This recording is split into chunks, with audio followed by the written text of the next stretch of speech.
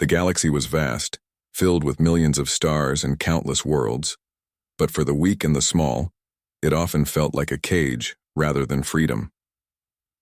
In the eastern spiral of the Milky Way, many small civilizations had lived in peace for centuries. They traded food, minerals, and technology. They celebrated festivals that lit up entire planets. They sang songs of unity that echoed through their networks, but peace is fragile.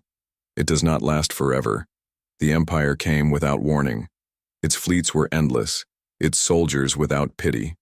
Entire moons were stripped of their resources. Villages were taken, and the people within them were dragged away in chains. The empire called itself the Dominion, and it grew stronger with every world it consumed. The small civilizations tried to resist. They built walls, they trained armies, but it was never enough. Their fleets burned, their cities fell, and their leaders bowed in despair. One by one, the surviving nations of the Alliance gathered on a neutral world called Nira. It was a place of gentle oceans and blue skies, chosen because it reminded them of what peace should feel like. Delegates came from every species, the tall, feathered Elari, the short-scaled Crick, the fragile, luminous Thari who glowed faintly like living lanterns. They came together not to plan another hopeless defense, but to decide whether they should ask for help. The meeting was heavy with silence. No one wanted to speak the truth out loud, that they could not win alone. It was Elder Ren of the Elari who finally broke the silence. He was tall and thin, with wings folded neatly behind his back. His voice shook as he said, "We are dying. We have called ourselves proud. We have called ourselves free. But we are dying. Unless we call to the stars beyond our reach, our children will live as slaves." Some protested. The Crick ambassador hissed, "And if those we call are worse than the Dominion? What if we trade one master for another?" The Thari glowed brighter, their soft light flickering with fear. "Then what choice do we have? If we do nothing, the Dominion takes us anyway." The hall filled with argument, but underneath the shouting, every heart knew the truth. They had no choice. At last, the Alliance voted. By trembling hands and tired voices, they chose to send a signal, a message to the void, a plea for mercy. Decido, engineers of Nira worked night and day to build a beacon. It rose like a tower of glass and silver from the planet's surface, reaching into the sky. When it was ready, the leaders stood together at its base, and Elder Ren spoke the words that would be carried into the unknown. "To any who hear us, we are dying. The Dominion devours us. We are too weak to resist. If you have mercy, if you have strength, hear our cry. We beg the stars for help." The beacon lit with blinding light, and the signal rushed into the void faster than thought across the empty seas of space. Days passed, then weeks, then months. The people of the Alliance waited, hearts heavy, eyes lifted to the night sky. Would anyone hear them? Would anyone care? For many, hope turned into despair. On Nira, children asked their parents, "Who will save us?" And the parents could not answer. The Dominion's fleets grew closer every day. The Alliance prepared themselves for the end. But then, one night, the beacon pulsed again. The engineers stared in shock. A signal had come back. It was not elegant. It was not beautiful. The translation matrix struggled with the words. The message was simple, almost blunt. "Earth has heard you. We are coming." The name meant nothing to the Alliance. Earth? A world they had never heard of? Some forgotten corner of the galaxy? And yet the message was clear. Someone had listened. Someone was on their way. Whispers spread quickly. The people asked their leaders, "What are these humans?" The leaders could not answer. The archives were searched. Ancient records spoke of a species called humans, but the details were vague. Some stories described them as dangerous, others as clever survivors, others still as unpredictable. There were rumors that humans had once been seen fighting, wars so brutal that even machines feared them. The aliens began to wonder, Had their prayer for mercy been answered, or had they called monsters to their door? Elder Wren stood again before the people and tried to calm them. We do not know what humans are, but they have answered when no one else would. We must trust that the stars have not abandoned us. And yet, even as he spoke, fear gripped him. For in his heart he wondered, what kind of being hears a cry for help across the endless void, and answers without hesitation? Weeks later, the sky above Nira changed. The humans arrived. Their ships were not elegant silver like the Ilaris. They were not graceful or shining like the Tharis. They were heavy, scarred things, built for war, their surfaces blackened by battles long past. They did not glide, like dancers. They moved like predators. The people gathered in silence, staring at the newcomers. The ships hung above the world like shadows. Then slowly, one vessel descended. It landed with a deep roar that shook the ground. A ramp lowered, and the first humans walked into the light. They were taller than most species, broad-shouldered, and carried themselves with a weight of experience. Their eyes were sharp, scanning everything as if calculating danger. They wore armor scratched from battle, and strange weapons hung at their sides. The Thari trembled. The Crick hissed softly. Even the Alari folded their wings tighter. One human stepped forward. His voice was steady without hesitation. "We are from Earth. You called for help. We are here to fight." The words were simple, but they carried a power that sent a chill through the crowd. These were not angels. These were not gentle saviors. The people of the Alliance had begged the stars for mercy. Instead, they had summoned Earth's monsters, and yet as the humans stood there, unflinching, ready to face an empire that had crushed them all, a spark lit in the hearts of the aliens. Perhaps monsters were exactly what they needed. The landing site on Nira was surrounded by thousands of curious eyes. Citizens of many worlds had come to see the strangers who answered their desperate call. Families stood in silence, holding children close. Soldiers of the Alliance stood ready, hands gripping their weapons, though none truly wished to use them. Every alien heart carried both hope and fear. The humans walked down their ramp with a confidence that unsettled the crowd. They did not move timidly or cautiously like diplomats. Their steps were steady, heavy, almost as if they owned the ground they walked on. Their armor clinked softly, metal plates scratched and dented from old battles. Each carried weapons not hidden but displayed openly, as if they had no shame in showing they were fighters. The first human who spoke introduced himself simply, "Captain Hale, Earth Defense Fleet." His voice was not soft like the Thari, or melodic like the Ilari. It was deep, hard, and direct. He wasted no words. Elder Wren of the Ilari fluttered his wings nervously as he stepped forward to meet them. He bowed with old-fashioned dignity and said, "We are honored you came. The Dominion pushes us closer to destruction every day. We did not know if anyone would hear our cry." Captain Hale's eyes narrowed. "We heard, we came. That is all. That matters now. Show us the enemy. Tell us where to strike." The aliens froze. There was no diplomacy, no cautious promise of study, no lengthy discussion of terms. These humans spoke of war as if it were the most natural thing in the world. "Ambassador," Krell of the Crick could not hold his tongue. His scaled chest rose and fell with agitation. "You humans, you arrive with weapons in hand. Do you know who we are? Do you know what we suffer? Or are you just eager for another war?" The humans turned to him, and one of them, a woman, with short dark hair and eyes sharp as blades, answered, "We know enough. You asked for help. Help is not given with empty words. It is given with strength." A murmur ran through the crowd. The Thari glowed faintly, their lights flickering with unease. Were these human saviors or conquerors? But something in Captain Hale's posture silenced deeper protests.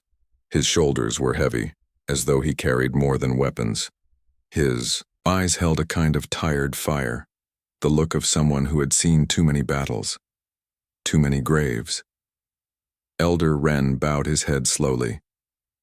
"Then, you shall see for yourself.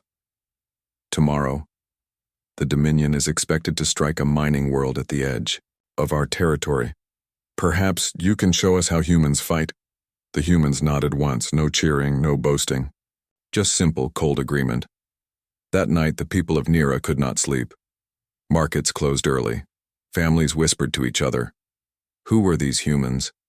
Some remembered the old rumors, that humans came from a world called Earth, a planet marked as dangerous in some ancient star maps. It was said to be a death world, a place where survival was brutal, where nature itself tried to kill anything that lived. The oceans were filled with storms, the mountains with fire, the skies with violent winds. Out of that harsh world, these humans had risen. The thought unsettled the peaceful species of the Alliance. The Thari lived in glowing forests where no predator hunted them. The Alari built their homes high in gentle skies. The Crick had long since abandoned their swamps for safe stone cities. None of them had grown on a world like Earth. Perhaps, they whispered, this was why humans seemed so fierce. Children asked their parents, "Are they heroes?" The parents hesitated, unsure how to answer.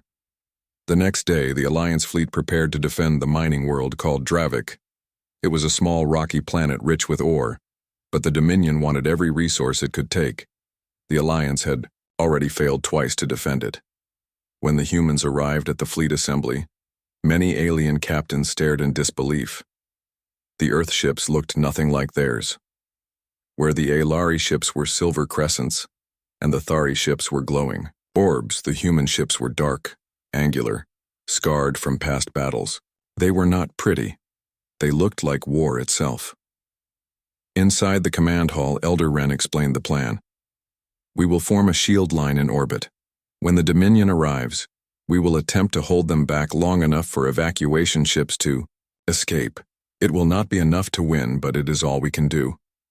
Captain Hale shook his head. No. That is how you lose. The room went silent. The Crick ambassador hissed angrily. And what would you suggest, human?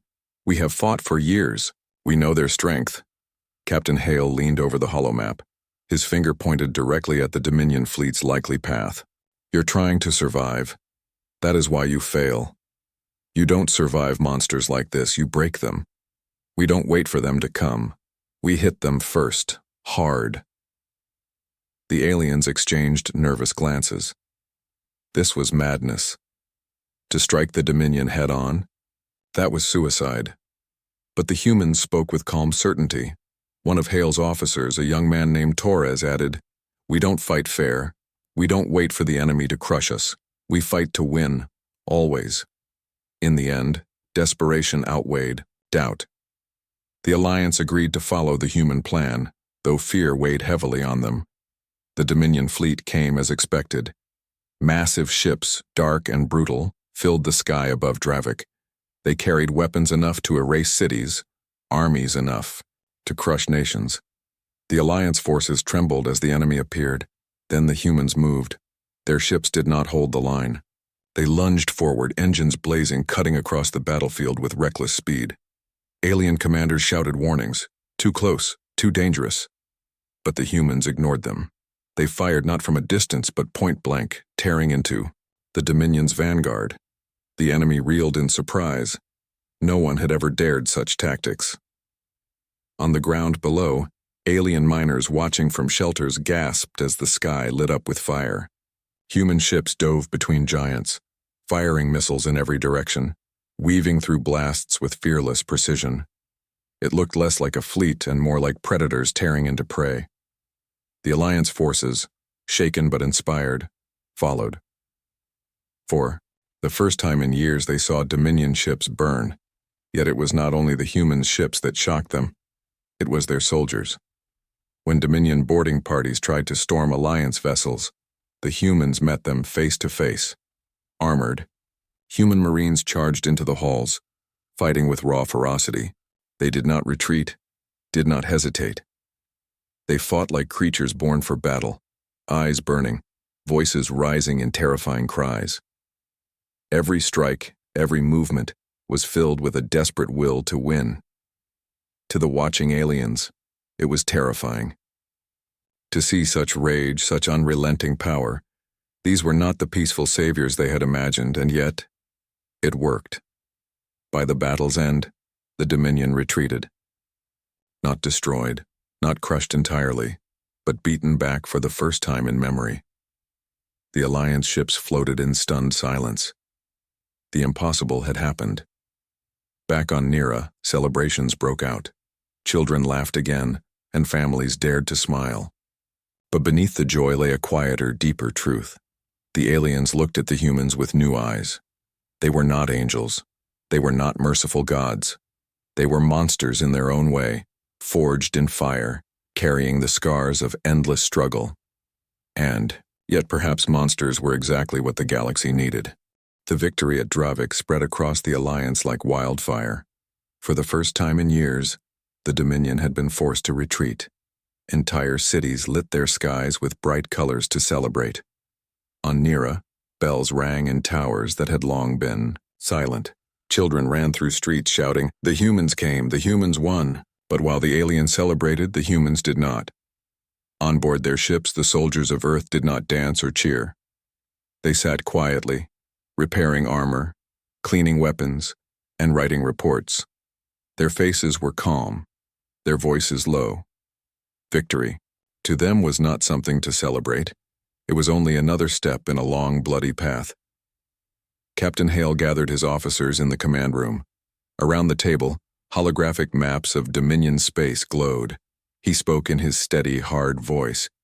"The Dominion will not forgive this loss. They will return stronger. If you want to win this war, you must stop treating it like defense. You must learn to fight like us." Elder Wren listened carefully. He had been sent by the Alliance to observe, and though the humans' methods frightened him, he could not deny their success. "Then teach us," he said softly. "Teach us how humans see war." Hale nodded. "Then you must understand this first. To us, war is not glory. It is survival. On Earth, every breath was earned through struggle. Every step meant facing danger. Our planet tried to kill us 1,000 ways. Storms, fire, beasts, disease. We survived because we fought. We fought each other. We fought nature itself. We never stopped fighting." The aliens in the room shifted uncomfortably. The Thari ambassador, glowing faintly, whispered, "You speak as if your entire world was hostile." Hale's eyes darkened. "It was. It is. That is why we became what we are." The following days were filled with training. Human Marines were placed alongside alien soldiers. What the aliens saw left them shaken. The humans rose before dawn, drilling until their bodies shook with exhaustion. They carried weights that seemed impossible, ran until their lungs burned, and fought each other in brutal sparring matches. Every motion was focused, disciplined, precise. Alien recruits tried to keep up, but many fell behind. Their bodies were not built for such punishment. Yet the humans did not mock them. They pushed them, encouraged them, lifted them back to their feet. "You don't get stronger by standing back," one Marine told a trembling Thari recruit. "You get stronger by pushing forward, even when it hurts." Slowly, painfully, the aliens began to learn. On the battlefield, the difference was even clearer. When a Dominion raiding fleet struck another colony, the Alliance moved with its usual cautious formations. But the humans broke those patterns. They attacked unpredictably, weaving their ships through enemy fire, striking weak points that computers had overlooked. One alien commander gasped as he watched a human corvette dive straight through a formation of enemy cruisers, surviving only by the narrowest margin. "They are mad," he whispered. "No," Elder Wren corrected. "They are alive." For the humans, madness and survival looked very much the same. On the ground, alien soldiers watched as human Marines fought. They charged into enemy fire with fearless cries rolling through explosions, striking with both weapons and fists when the fighting grew close. Their eyes blazed with something the aliens had never seen before, a raw will, a refusal to surrender no matter the cost. To the Elari, who had always valued graceful flight and careful precision, the humans looked terrifying. To the Thari, who had built their culture on peace and patience, The humans looked like wild storms given flesh. To the Crick, who respected strength, the humans looked like legends. One young Elari soldier confessed in awe, "They fight like creatures that fear nothing." A human Marine overheard and shook his head. "No, we fear everything. That's why we fight so hard. Fear teaches us to survive." The aliens did not understand at first, but as battles dragged on, they began to see the truth. Humans felt fear, but they did not let it stop them. They used it, carried it, turned it into fire. There was another lesson too. The aliens expected humans to fight like machines, efficient, merciless, cold. But what shocked them most was the opposite. After each battle, the humans searched for survivors, not only their own, but even enemy soldiers left wounded on the ground. They carried the injured to safety, patched wounds, shared food and water. One Crick warrior watched in disbelief as a human medic treated a captured Dominion soldier's injuries. "Why would you save him?" he hissed. "He tried to kill you." The medic answered without looking up. "Because he's still alive. That's reason enough." The Crick warrior had no reply. He stared at the humans' hands as they worked, gentle despite the blood and dirt. These monsters, these warriors, also carried mercy. Over time, the Alliance's fear began to turn into something else. Not comfort, not yet, but respect. They realized that humans were not reckless beasts. Every move, every risk was weighed with care. Their wild charges were not madness, they were strategy. Their endless endurance was not cruelty, it was discipline. Their mercy after battle was not weakness, it was strength. And slowly, the aliens began to follow. They learned to move faster, to strike harder, to think less like victims and more like fighters. They began to see war not as endless defeat, but as a challenge that could be overcome. Still, doubts remained. Late one night, Elder Wren stood beside Captain Hale on a viewing deck, watching the stars. The human captain's face was lined, his eyes distant. "You frighten us," Wren admitted. "You are not what we expected when we begged the stars for mercy. You are not angels, not saints. You are something else." Hale did not look away from the stars. "You wanted saviors, we're not saviors, we're survivors, that's all." Wren folded his wings tightly. "And yet in your survival you give us hope." For the first time, Hale's hard expression softened. "Then maybe hope is worth fighting for." The next major battle came sooner than expected. The Dominion returned with vengeance, sending a massive fleet to crush the Alliance once and for all. The aliens trembled. Their old instincts screamed at them to hide, to run, to pray, but the humans stood tall. On the bridge of his ship, Captain Hale gave his orders with calm finality. "We fight, not because we are unafraid, but because we refuse to die quiet." The humans roared as their ships surged forward. The Alliance, shaken but inspired, followed. For the first time in living memory, the galaxy saw something new. A coalition of fragile species, standing unbroken, because Earth's so-called monsters had shown them how. The great battle had ended, but its echo remained in the skies. Wreckage drifted through the void, broken ships turning silently among the stars. On the ground below, cities smoldered, and fields were scarred by fire. The Dominion had been pushed back again, but victory did not look like triumph. It looked like survival bought at a heavy cost. The aliens who had fought beside the humans expected celebration, yet they found the humans already working. While others cheered, the humans moved through ruins, searching for the wounded. Their voices carried through the smoke, calm and steady. "Check over there. Keep pressure on the wound. Don't give up, you'll live." Alien soldiers watched in silence. These warriors, who fought like storms, now knelt in the dirt with hands steady as they tended broken bodies. Human medics worked tirelessly, not only on their own kind but on every soldier they found. Dominion, Alliance, it did not matter. If someone was alive, they tried to save them. One Crick soldier hissed in disbelief as a human medic placed a splint on the leg of an unconscious Dominion fighter. "Why waste time on him? He is our enemy." The medic's hands did not stop moving. "Because he breathes," she answered simply. "And because if we stop saving lives, then we are no better than what we fight." The Crick soldier could not reply.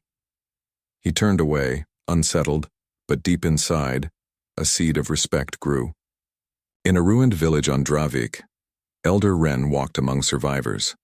Children cried softly in the arms of their parents, buildings lay in rubble, and the air was heavy with ash. He saw a group of humans carrying supplies from their ship. They gave out food packets, blankets, and water without asking for anything in return. One small Thari child, glowing faintly in the smoke, hesitated before stepping forward. Her parents urged her back, but she was curious. A tall human soldier knelt to meet her eyes. He removed his helmet, revealing a face lined with exhaustion, but softened with a gentle smile. He held out a ration bar. The child reached out with trembling fingers. When she touched the food, she whispered, "Are you monsters?" The human smile faltered for only a second, then returned, sad but kind. "Only to the ones who hurt you, not to you." The child accepted the ration and ran back to her parents. Elder Wren's heart tightened. He realized then what the humans truly were. Yes, they were monsters, but only to those who threatened the innocent. The Alliance began to see patterns. After every fight, the humans did not rest first. They worked. They lifted rubble, carried the wounded, comforted the broken. They sang softly as they worked, strange songs in their rough language, songs that carried both sadness and hope. The aliens began to imitate them. Crick soldiers carried water jars. Ilari unfolded their wings to shade the wounded from harsh suns. The Thari used their light to guide human medics through the dark ruins. The humans never told them to do it. They simply showed by example. Slowly, the fragile species of the Alliance began to learn that true strength was not only in fire and steel, it was also in mercy. But mercy had a price. One day, after a brutal skirmish, a human squad brought back a group of Dominion prisoners. They were injured, beaten, but alive. The aliens shouted in protest. "Why bring them here? They will only kill us when freed." Captain Hale stood firm. His armor was scorched, and blood streaked his face, but his voice was steady. "They are prisoners. They are not to be harmed." The Crick ambassador spat, scales rattling with anger. "You are too soft, human. Mercy will destroy us." Hale's eyes burned with quiet fire. "No. Mercy is what separates us from the Dominion. They enslave. They destroy. We choose another way."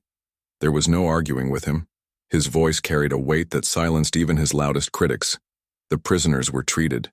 Some glared with hatred, but others looked away in shame, confused by kindness from those they had been taught to call monsters. That night, Elder Wren visited the humans' camp. He found Captain Hale sitting alone, staring at a hollow map of the Dominion's territory. His face was lined with shadows, his hands scarred. "You saved the enemy," Wren said softly. Hale did not look up. "We saved lives. Enemy or not, life is still life." Wren folded his wings tightly. "Many in the Alliance do not understand you. They see your rage in battle and your mercy after. They cannot decide which one is the real human." Hale finally raised his eyes. "Both. You can't have one without the other. To protect, you must fight. To fight, you must remember why. Mercy reminds us." The elder was silent for a long time. Then he bowed. "Perhaps we called monsters, but you are monsters with hearts." As the weeks passed, more battles came, and with them more lessons. On one world, humans built shelters for civilians before preparing defenses. On another, they dug graves for the fallen, marking each with care, whether the body was alien or human, friend or foe. These acts spread through the Alliance like ripples in water. Soldiers who had once fought only for survival now fought to protect. Leaders who had once thought only of retreat began to plan attacks. Families who had once despaired now believed in tomorrow. Children began to draw pictures of humans, giant figures standing over them like guardians. Songs were written, calling them protectors, not monsters. The Alliance had begged the stars for mercy. The humans had brought it, not through words, but through actions. Yet even mercy could not erase fear. One evening, a young Thari soldier sat with a human marine near a campfire. The soldier's light flickered nervously as he asked, "Do you ever tire of war? Do you ever wish you had not come?" The marine stared into the flames, silent for a long time. Then he said, "Every day we hate war, but if we do not fight, who will? If we turn away, you fall. And then what do we become?" The Thari glowed brighter. "Then perhaps you are not monsters at all." The marine gave a tired smile. "No, we are monsters, but only when we have to be." The Dominion, too, was learning. Reports spread through their empire of these humans who fought like demons but healed like saints. Fear spread among their ranks. Commanders whispered that to fight humans was to face fire that never died. Some even began to question their own cause. For the first time in centuries, the Dominion soldiers felt doubt. And for the first time in centuries, the fragile species of the Alliance felt hope. They had begged the stars for mercy, and they had found it in the hands of warriors who carried both fire and compassion. The galaxy had called them monsters, but perhaps, just perhaps, monsters were exactly what mercy looked like when the stars finally answered. Where once the Dominion had spread fear like a shadow, now whispers of defiance echoed from world to world. And at the center of those whispers was a single word: humans. The small civilizations of the Alliance, once trembling and helpless, now stood taller. Soldiers marched with pride, children sang songs of courage, and leaders spoke of tomorrow with hope instead of despair. The change was not born from their own strength alone. It was born from the example set by Earth's warriors. The humans had shown them a new way to see war and peace, to see strength and mercy. They were called monsters, yes, but monsters who carried shields as well as swords. To the Alliance, they became protectors. To the Dominion, they became nightmares. On Nira, the council chamber was filled once again. The delegates of the Alliance gathered, wings folded, scales glittering, lights glowing softly. But this time their voices were not heavy with fear. Elder Wren rose to speak. "We have lived in shadows for too long. The Dominion believed us weak, but today the galaxy knows we are not alone. Today they know Earth stands with us." The chamber thundered with agreement. Some cheered openly, something no one would have dared only months before. And in the corner, silent but watchful, stood Captain Hale and his officers. They did not cheer. They did not celebrate. They only listened, their eyes sharp, their bodies steady as though waiting for the next storm. When the chamber fell quiet, Elder Wren turned to them. "You came when no one else did. You gave us more than weapons. You gave us courage. How can we ever repay you?" Captain Hale shook his head. "We did not come for repayment. We came because you called, that is enough." But his words did not stop the tide. From that moment, the Alliance swore not only to fight, but to fight beside the humans as equals, as brothers in arms.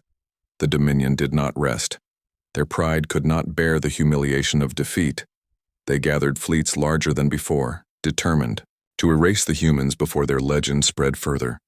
But it was too late. By the time their armadas moved, the story of Earth had already crossed star systems. Refugees whispered of humans who fought like storms but healed like saints.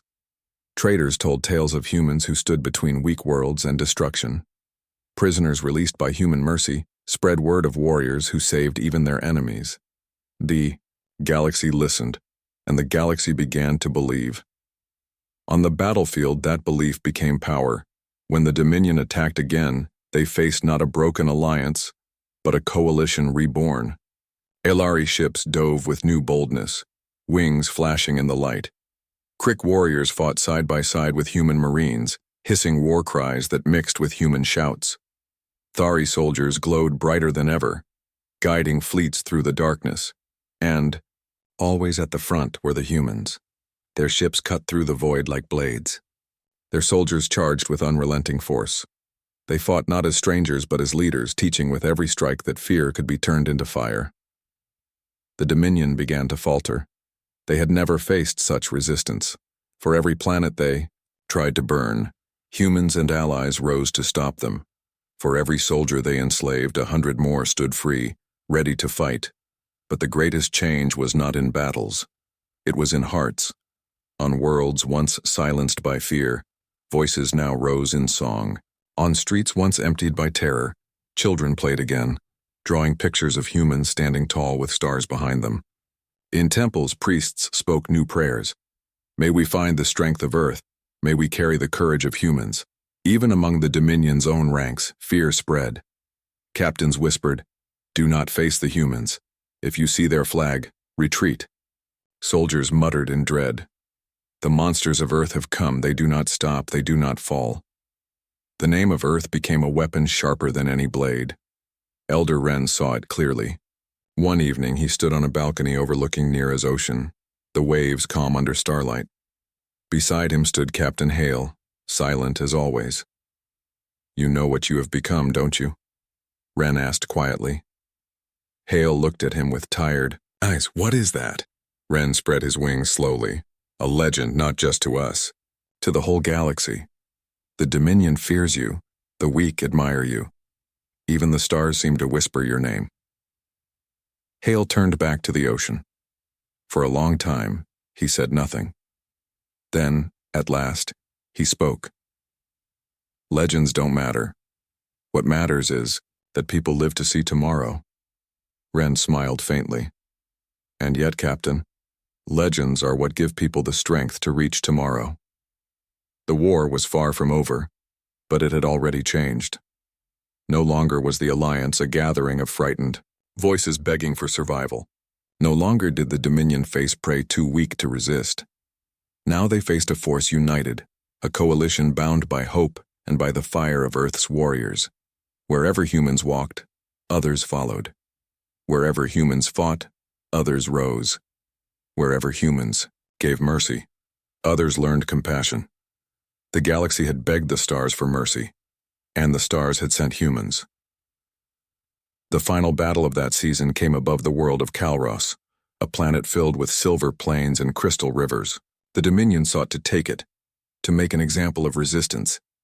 Instead, they found themselves outmatched. The Alliance fought as one.